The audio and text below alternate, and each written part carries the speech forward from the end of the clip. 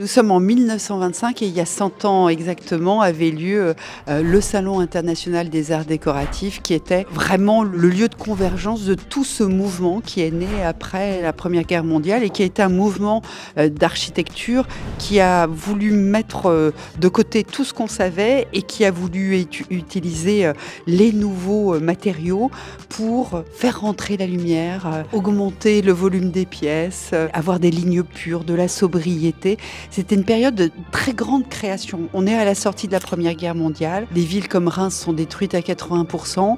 Et là, c'est un immense terrain de jeu pour des architectes du monde entier qui vont travailler sur la ville moderne. C'est terrible parce que c'est sur un champ de ruines, mais en même temps, ça laisse la porte ouverte à toute la créativité puisqu'il n'y a plus rien. Donc il faut repenser. Et on repense avec la modernité du moment. On est au moment de l'automobile qui se développe, le train, l'avion, le confort moderne. Eh bien, on va mettre tout ça au service de l'architecture et l'architecture au service de la vie plus moderne et fonctionnelle.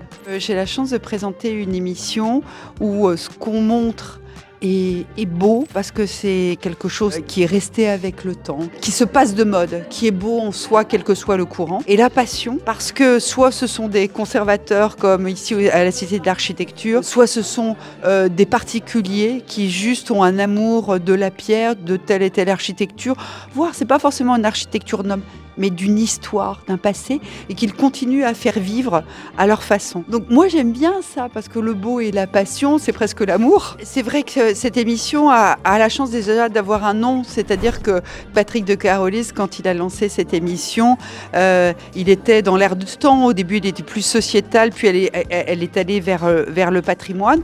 Moi, ce que je pense, si elle dure, cette émission, c'est peut-être aussi parce que dans ce monde qui bouge énormément, qui flotte, qui se déchire, qui est instable, qui fait peur.